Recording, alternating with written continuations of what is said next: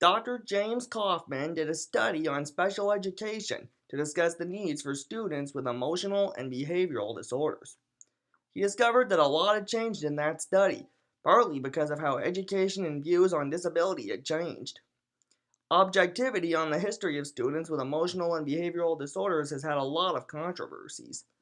According to Kaufman's notes, people will usually revise history by taking a look at a part of the truth of the subject.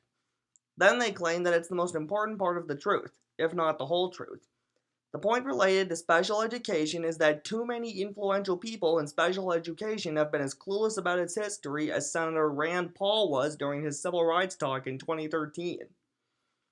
One popular way to see a history revisionist of special education is to give an impression that misrepresents what special education is and why people invented it. Dr. Kaufman regurgitates this by saying if we want to make special education truly special, we need to be aware that a revisionist history of this field can do actual harm.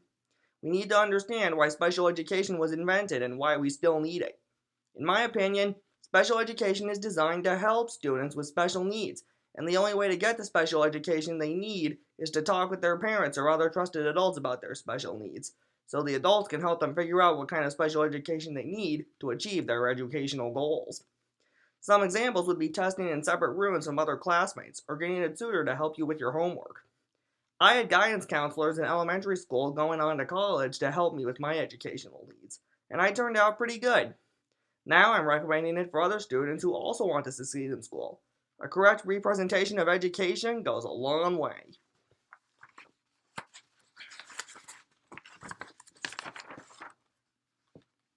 One of the things Kaufman says that special education has gotten caught up in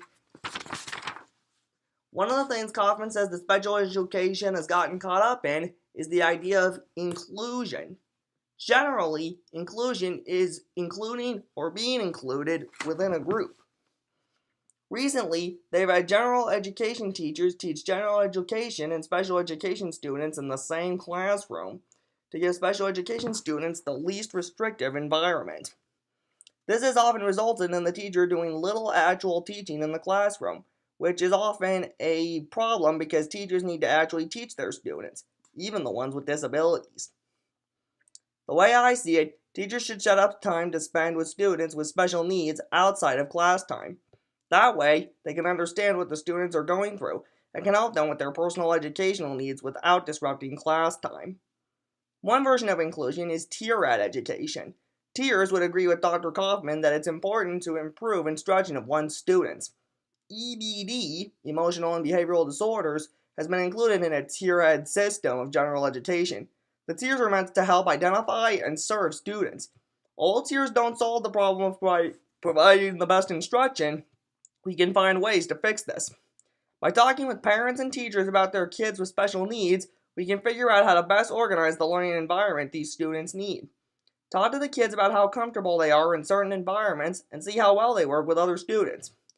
Once you know how they feel in these types of situations, you can make the arrangements necessary to help them have a positive learning experience. Dr. Kaufman ends his statement by telling us that we need to look toward a more positive future for students with emotional and behavioral disorders.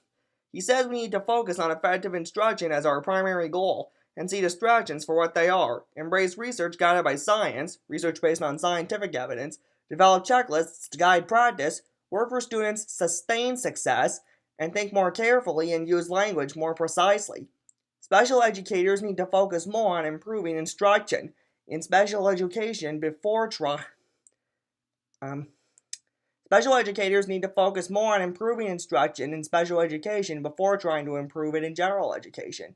I think the best way to improve the education of students with emotional and behavioral disorders is to focus on their needs and find ways to help them achieve their goals. Once we know more about these students, we can find ways to make sure they get the education they need. So, what can I do to help people with emotional and behavioral disorders? Well, I'm not a teacher or college expert, but I can talk to people who are having trouble emoting with themselves or other people. I can ask them what's troubling them and try to give good advice as to what the best thing to do is in order to help them solve their problems. If they are exhibiting any behaviors I think are questionable, I can ask them why they are exhibiting such behaviors. If I feel like they need more help, I can take them to talk to their parents or a teacher about what's going on and and they can help too. And even though it might be hard, I can feel good knowing that I'm doing the right thing by helping these students improve themselves to start improving their educational needs. Like I always tell myself in a tough situation, one person can make a difference.